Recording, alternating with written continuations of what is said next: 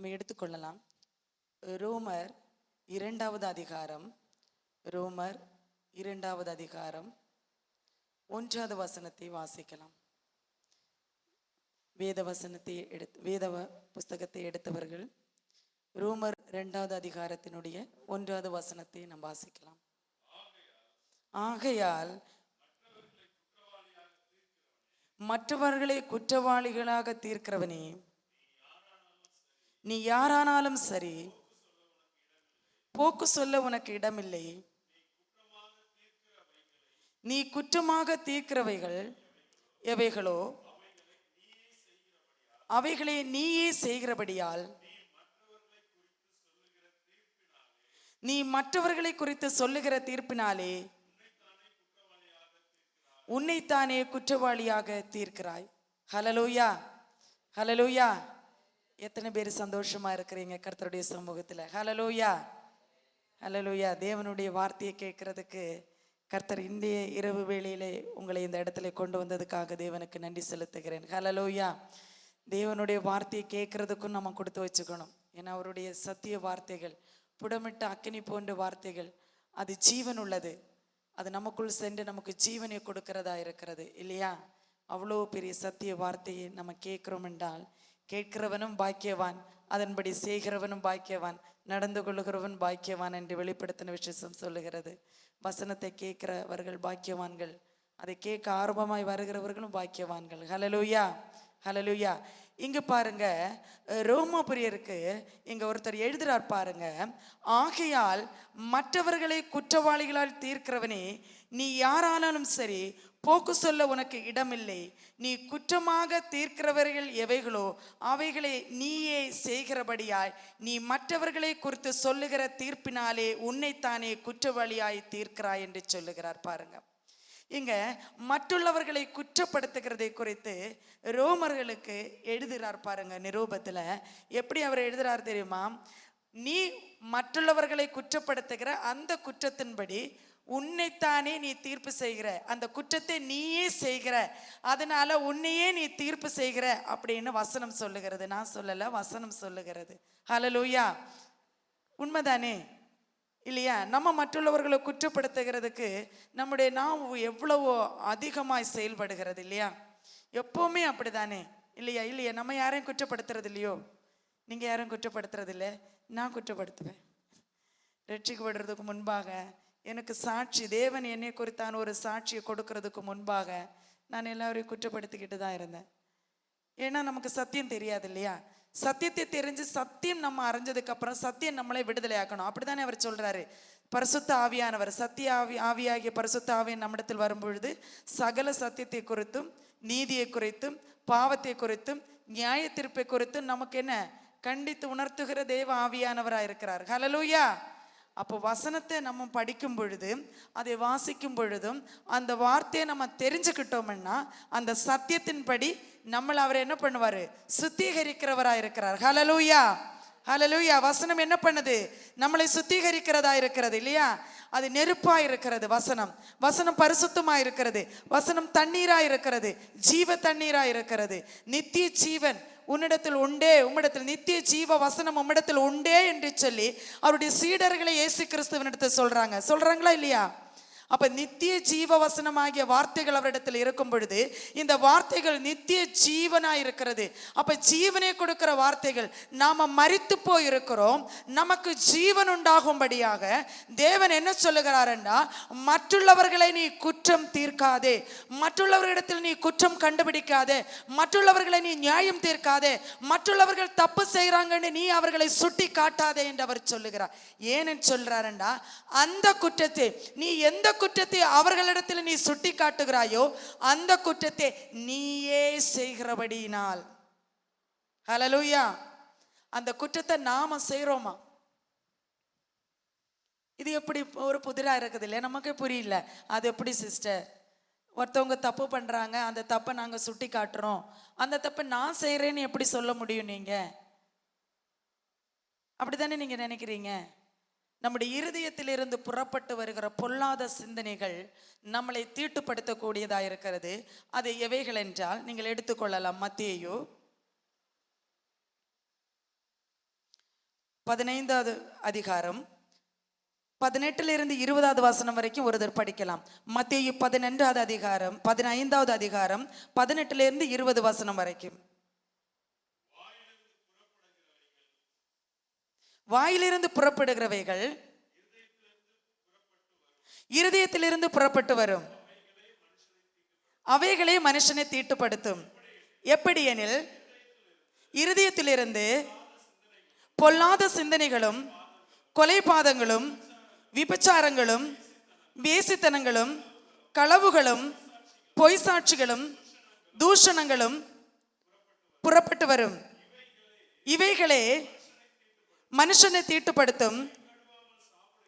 கை கழுவாமல் சாப்பிடுகிறது மனுஷனை தீட்டுப்படுத்தாது. ஹல்லேலூயா. அப்ப பாருங்களேன், எங்க ஆண்டவர் சொல்றாரு பாருங்க, ஒரு மனுஷனுடைய இருதயத்திலிருந்து புறப்படுகிற பொல்லாதவைகள், கொலபாதங்கள், களவுகள், வேசித்தனங்கள், காம விகாரங்கள், பொய்கள், குற்றச்சாட்டுகள், இப்படி எல்லா விதத்தினால் உள்ளது. மத்தேயு 15வது அதிகாரத்தில் இயேசு கிறிஸ்து நேரடியாக நம்முடைய ஜனங்களுக்கு அவர் உபதேசமாய் சொல்லி இருக்கிறார். இருதயத்திலிருந்து புறப்பட்டு வருகிற பொல்லாத சிந்தனைகளே ஒரு மனிதனை தீட்டுப்படுத்தக்கூடியதா இருக்கிறது. அப்படி இருக்கும் பொழுது உன் இருதயத்திலே கோபம் கொண்டு, எரிச்சலடைந்து, பொறாமை கொண்டு நீ மற்றவர்களை குற்றவாளி என்று சொல்லுகிறாய். ஹல்லேலூயா. நம்ம மற்றவர்களை குற்றவாளிகள் என்று நம்ம தீர்க்கும் பொழுது நமக்கு அவங்க மேல என்ன வருது? கோபம் வருது. ஒருத்தங்க தப்பு பண்ணாம கோபம் வருதா இல்லையா? எரிச்சல் வருதா இல்லையா? அவங்கள அடிக்கணும், கத்தணும், திட்டணும்னு உங்க இருதயத்துல சிந்தனைகள் வருதா இல்லையா? அப்ப யாரு குற்றமா இருக்கிற? யாரு குற்றவாளி? தப்பு பண்ணவங்களா? அவங்கள தீர்க்கிறவங்களா? ஹல்லேலூயா. தப்பு பண்ணவங்களா? தப்பு பண்ணன்னு அவங்கள தீர்க்கிறவங்க குற்றவாளியா இருக்கிறாங்களே, தப்பு பண்ணவங்களா? அவங்க தெரியாம பண்ணிட்டாங்க. அவங்க தப்பு பண்ணிட்டாங்க. அது இல்லைன்னு சொல்லலை, நம்ம கண்ணால பார்க்கிறோம், தீர விசாரிக்கிறோம், மற்றவர்கள் சொல்றாங்க தப்பு பண்ண. பட் அவனை தீர்க்கிற, நீ தப்பு பண்ணிட்ட, நீ குற்றவாளி, நீ அசுத்தன், நீ பொய்யன், நீ களவு செய்கிறவன், நீ விபச்சாரி, நீ அயோக்கியன், நீ தீர்ப்பு சொல்லுறீங்க. ஹல்லேலூயா. மற்றுள்ளவர்களை குற்றவாளிகளாய் தீர்க்கிறவனே அவன் துன்மார்க்கன், அவன் கொலபாதகி, அவன் களவு செய்கிறவன், அவன் பொய் சொல்லுகிறவன். தீர்ப்ப சொல்றீங்க.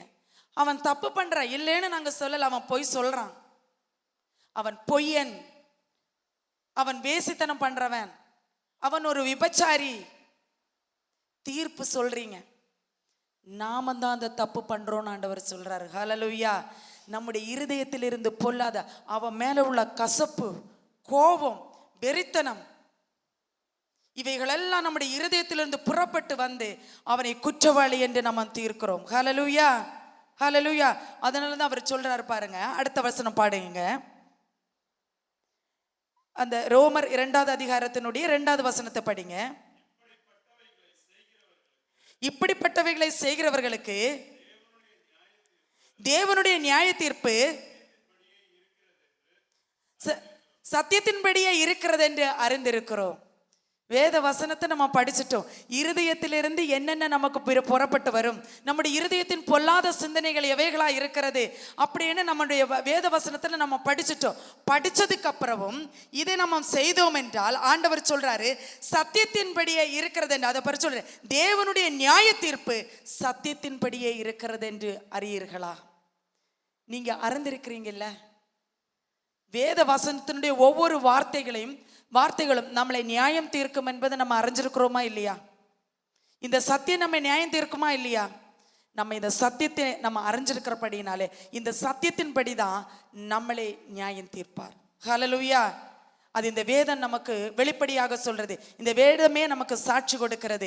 இந்த சத்தியத்தின்படி தான் நம்மளை தேவன் நியாயம் தீர்ப்பார். அப்போ மற்றவர்களை குற்றவாளிகளாக தீர்க்கிற நாம் எப்படி நம்ம இருக்கணும் தெரியுமா? குற்றமற்றவர்களாய் நாம் இருக்கணும். நம்ம மேல எந்த குற்றங்களும் இருக்கக்கூடாது, நம்ம மேல எந்த குறையும் இருக்கக்கூடாது. அப்படி நம்ம இருக்க முடியுமா? அப்படி நம்ம இருக்க முடியுமா? நம்ம இருக்க முடியாது. அப்படிதானே?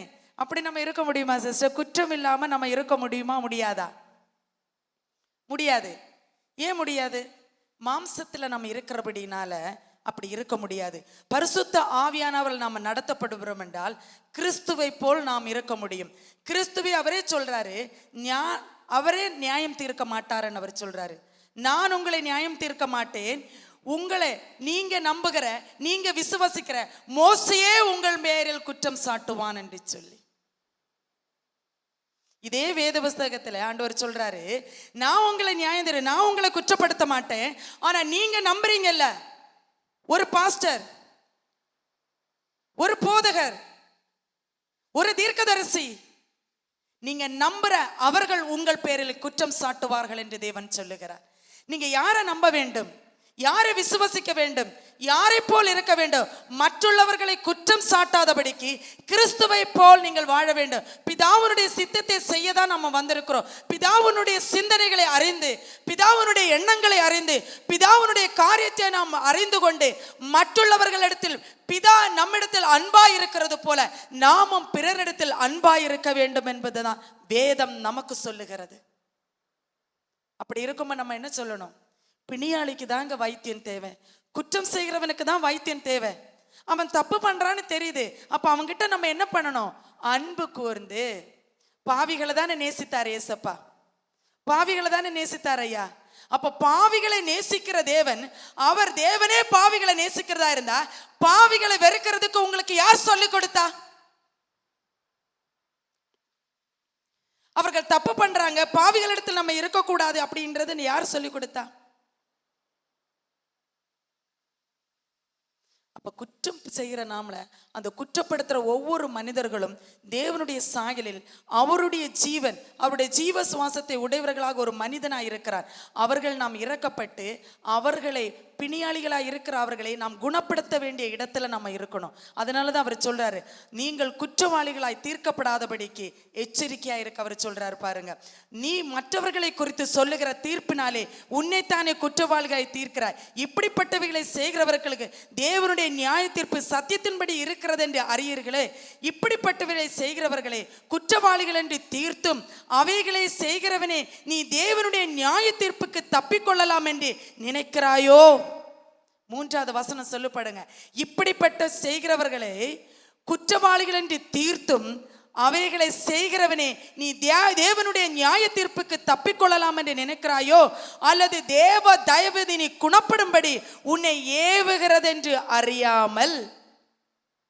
வசனம் சொல்லுது பாருங்க, அல்லது தேவ தயவு நீ குணப்படும்படி உன்னை ஏவுகிறது என்று அறியாமல் அவருடைய தயவு, பொறுமை, நீடிய சாந்தம் இவைகளின் ஐஸ்வர்யத்தை அசட்டை பண்ணுகிறாயோன்னு கேட்கிறாரு.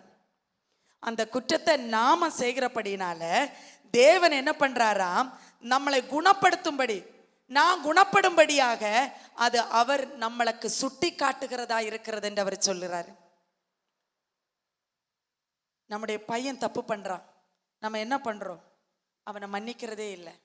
நம்முடைய புருஷன் தப்பு பண்றாரு, நாம அவரை மன்னிக்கிறதே இல்லை. நம்முடைய மனைவி தப்பு பண்றாங்க, ஆனா அவங்களை நம்ம மன்னிக்கிறதே இல்லை. அவங்களுக்கு தள்ளுதல் சீட்டு கொடுத்துடுறாங்க. ஒரு மனைவியை பிடிக்கலையா, ஒரு மனைவி தப்பு பண்றாங்களா, உடனே டிவோர்ஸ் பண்ணி அவங்களை அனுப்பிடுறாங்க. ஒரு புருஷன் சரியில்லையா, எனக்கு அவன் சரியில்லை, அவனோடு கூட நான் வாழ முடியாது என்று சொல்லி உடனே அவங்க டிவோர்ஸ் பண்ணிடுறாங்க.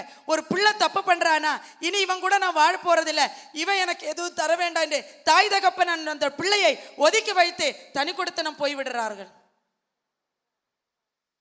உன்னுடைய குற்றத்தை கர்த்தர் சுட்டி காட்டுறார் மற்றவர்களை வைத்து.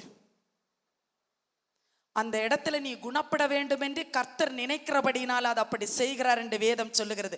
அல்லது தேவ தயவு நீ குணப்படும்படி உன்னை ஏவுகிறது என்று அறியாமல் அவருடைய தயவு, பொறுமை, நீடிய சாந்தமும் இவைகளின் ஐஸ்வர்யத்தை அசட்டை பண்ணுகிறாயோ?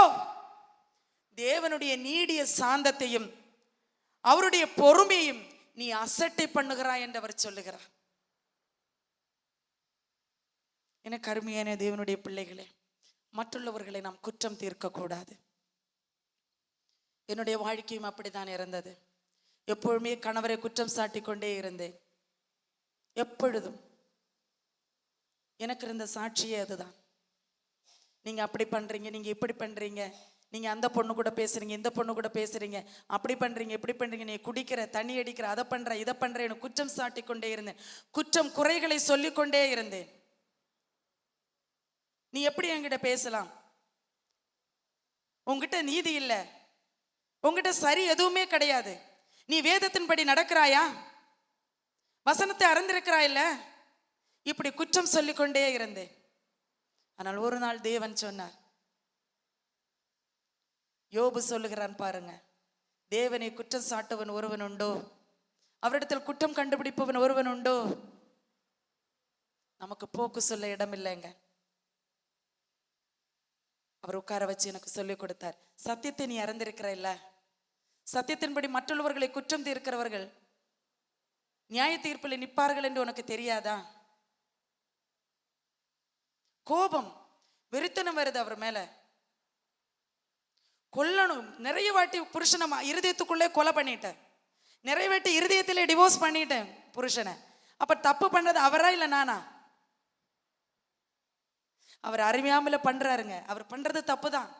அவர் தண்ணி அடிக்கிறது தப்பு தான், போதை போடுறது தப்பு தான், மற்ற பெண்களோடு களியாடுகிறது தப்பு தான். பட் நம்ம குற்றம் சாட்டக்கூடாது. குற்றம் சாட்டாமல் இருக்கும் பொழுது தேவன் தாமே அவர் சொல்றார் பாருங்க, அவன் என்ன செய்யறான் என்பதை அவர் கடிந்து கொள்றார். நான் என்ன பண்றேன், என் இருதயத்துல நான் பண்ற தப்பு கடிந்து கொள்றார் தேவன். அவருடைய நீடிய பொறுமை சாந்தத்தை நான் சோதிக்காதபடிக்கு அவர் எனக்கு கடிந்து கொள்றார். நீ இப்படி செய்யாதேன்னு. நான் அதை விட்டுட்டு பொறுமையோடு தேவனுடைய சமூகத்துல ஒரு மனிதனையும் நாம மாற்ற முடியாது. ஒரு மனிதனையும் மனம் திரும்புதலுக்கு ஏதுவான கனியை நாம கொடுக்க வைக்க முடியாது. பரிசுத்த ஆவியானவர் அவர்களுக்குள்ள போய் அவர்தான் அவர்களை மனம் திரும்புறதுக்கு ஏதுவான கனிகளை கொடுக்க வைக்க முடியுமே தவிர நாம கொடுக்க வைக்க முடியாது. நாம் கனி கொடுக்கிற மரமாய் மாறலாம். அது பரிசுத்த ஆவியானவர். நாம் கனி கொடுக்கும் பொழுது நமக்குள்ள இருக்கிற போதையின்றி இருக்கிற பரிசுத்தம், நாம் பரிசுத்தப்படும் பொழுது, நாம் ஆண்டவர் தேவனிடத்தில் திரும்பும் பொழுது, நாம் நியாயீகரிக்கப்படும் பொழுது, தேவன் நம்மளை நீதிப்படுத்தும் பொழுது அந்த நீதி அவர்களுக்கு நியாயமாய் எண்ணுகிறது பாருங்க. அவருடைய பாவங்களை நான் மன்னித்த போது அவங்க கேட்டாங்க, இது என்ன நீதி நியாயம் என்று. என் கணவரை நான் மன்னிக்கும் பொழுது அவர் கேட்டார், என்ன அன்பு, என்ன நீதி இது? நீ என்னை விட்டுட்டு போயிடுவேன்னு நான் நினைச்சேன் இந்த பாவத்தை எல்லாம் நான் அறிக்கை செய்யும் பொழுது. ஆனா இது என்ன அன்பு பாருங்க. ஒருவன் பாவம் செய்யும் பொழுது அவன் அதை அறிக்கையிடணும்.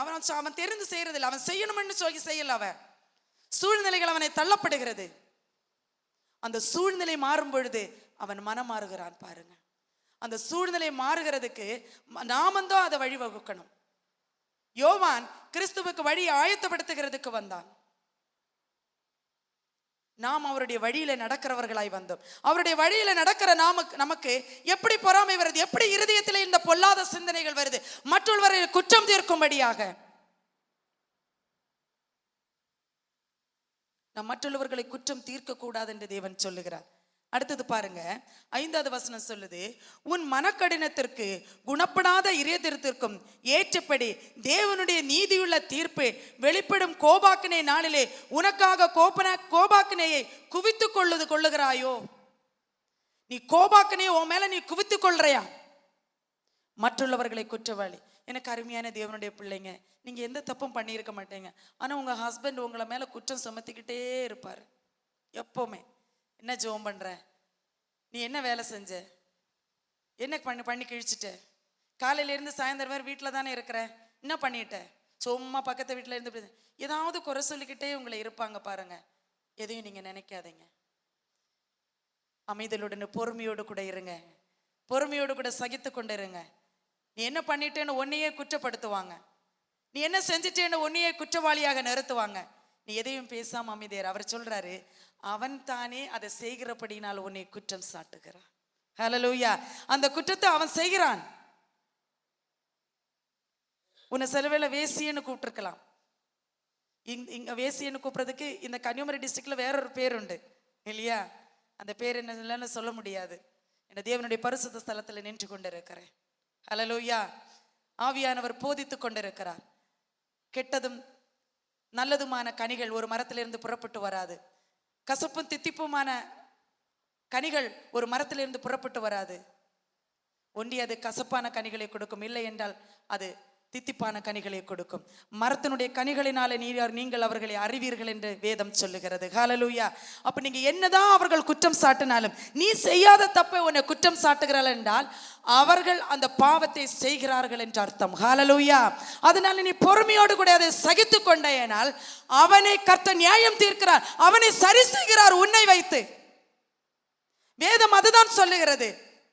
அல்லது தேவ தயவு நீ குணப்படும்படி உன்னை ஏவுகிறது என்று அறியாமல் தேவனுடைய தயவு அவனை குணப்படுத்தும்படி ஏவுகிறது.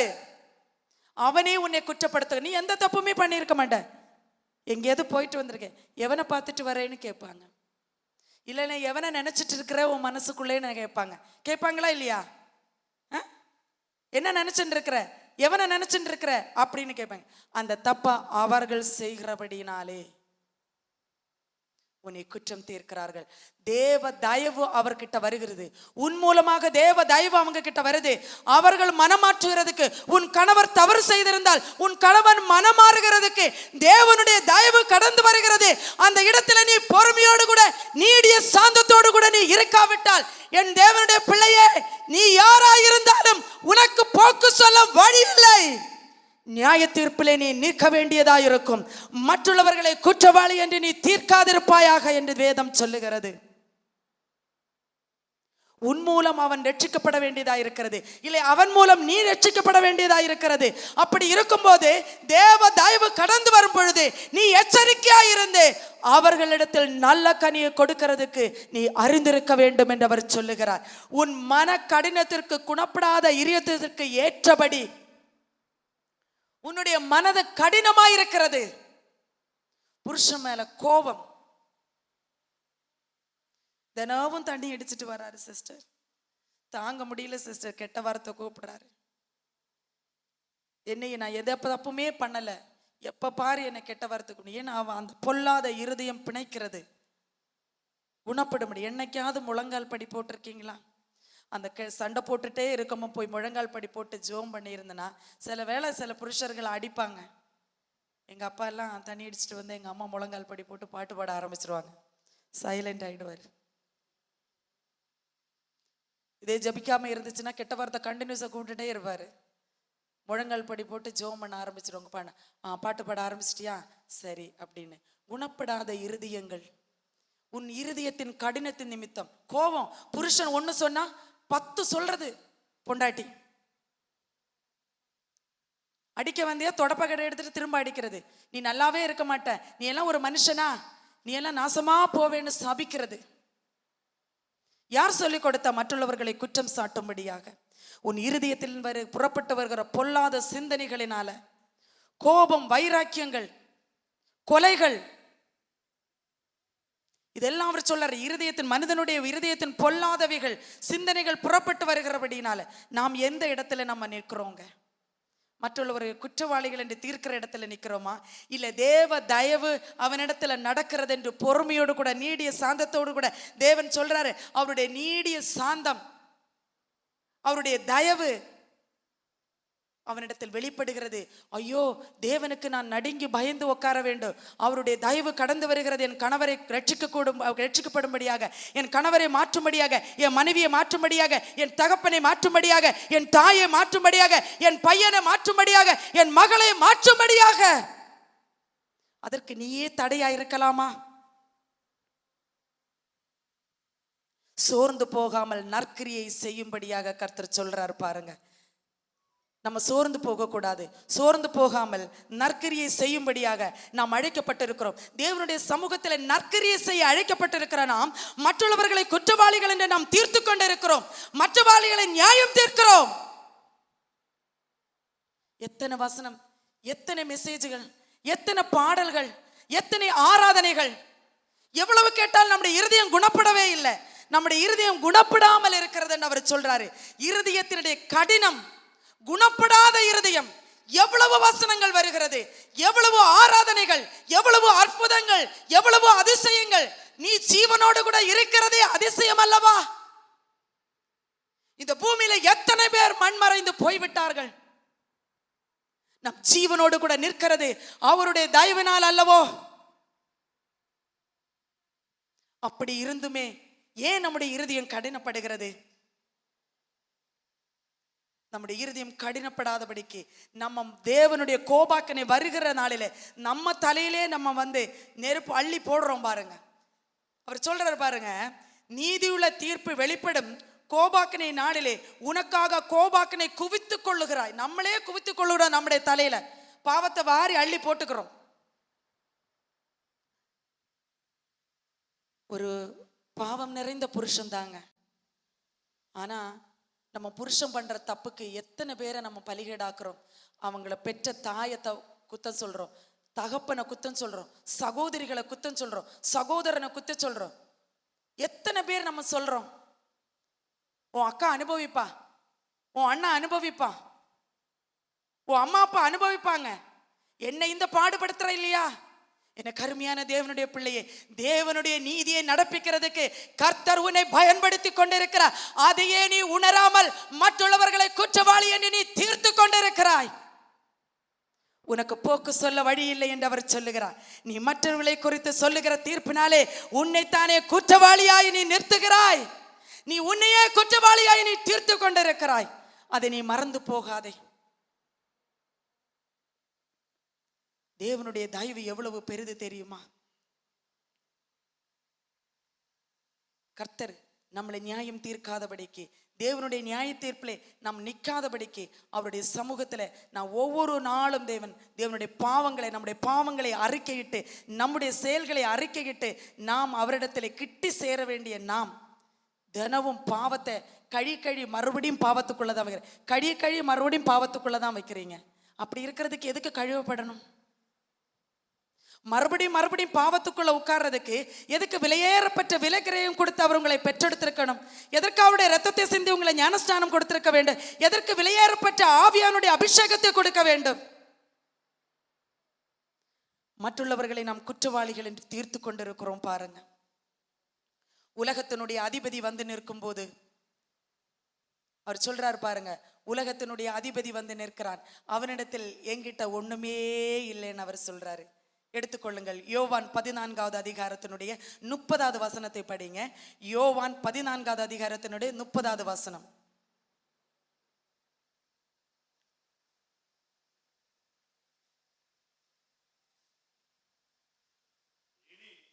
இனி நான் உங்களுடனே அதிகமா பேசுவதில்லை, இந்த உலகத்தின் அதிபதி வருகிறான், அவனுக்கு என்னிடத்தில் ஒன்றுமில்லை. அடுத்த வசனம், நான் பிதாவினில் அன்பா இருக்கிறேன் என்றும் பிதா எனக்கு கட்டளையிட்டபடியே செய்கிறேன் என்றும் உலகம் அறியும்படிக்கு இப்படி நடக்கும். எழுந்திருங்கள், இவ்விடம் விட்டு புறப்பட்டு போவோம் வாருங்கள் என்றார். ஹல்லேலூயா, ஹல்லேலூயா. உலகத்தினுடைய அதிபதி உன்கிட்ட வரும் பொழுது, இயேசு கிறிஸ்து உன்னிடத்தில் வரும் பொழுது உன்கிட்ட என்ன இருக்கும்? கனி நிறைந்த வாழ்க்கை. நான் கனி கொடுக்கிற ஒரு மரமாய் நீ காணப்படுகிறாயா? இல்லை மற்றவர்களை குற்றவாளி என்று தீர்த்து கொண்டு கோபாக்கனையை உன்னுடைய தலைமையில நீ போட்டுக்கொண்டு இருக்கிறாயா? இல்லை, மற்றவர்களே தேவ அன்பு, இயேசு கிறிஸ்துவில் பிதாவினுடைய அன்பு இருந்தது போல உன்னிடத்தில் அன்பு இருந்து பிதாவினுடைய அன்பை பிறனுக்கு நீ எடுத்து காட்டுகிறாயா? இயேசு கிறிஸ்து சொல்றான், உலகத்தினுடைய அதிபதி வருகிறான், என்னிடத்தில் அவனுக்கு ஒன்றுமில்லை என்று சொல்லுகிறார். பாருங்க, என்கிட்ட ஒண்ணுமில்லைங்க அவனுக்கு கொடுக்கிறதுக்கு. ஆனா உங்ககிட்ட என்ன இருக்கு? உலகத்தினுடைய அதிபதி செய்கிற எல்லாவற்றையும் நீங்கள் செய்து கொண்டு தங்களைத்தானே நியாயீகரித்துக் கொள்ளுகிறீங்க. நான் கிறிஸ்தவள், நான் இயேசு கிறிஸ்துவை நம்புறேன், நான் விசுவாசி, நான் அபிஷேகம் பண்ணப்பட்டவள், நான் ஞானஸ்நானம் எடுக்கப்பட்டவள், நான் யாரையும் குற்றப்படுத்துகிறதில்லை என்று நீயே குற்றவாளியாய் நின்று கொண்டு நான் யாரையும் குற்றம் சாட்டுகிறதில்லை என்று சொல்லுகிறாய். உன்னுடைய அழுக்கும் கந்தையுமான நீதியை நீ நியாயீகரித்து காட்டிக்கொண்டிருக்கிறாய். உனக்கு போக்கு சொல்ல வழி இல்லை என்று அவர் சொல்லுகிறார்.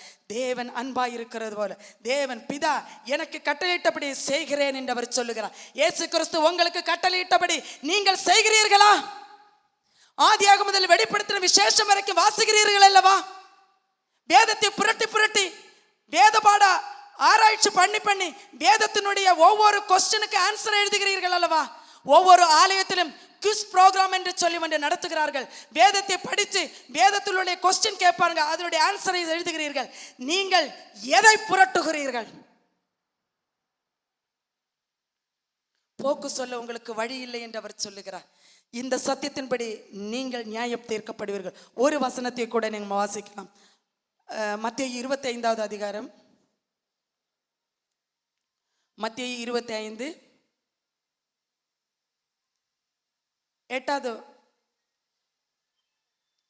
6வது வசனத்தை படிக்கலாம். மத்தேயு 25 6வது வசனம்.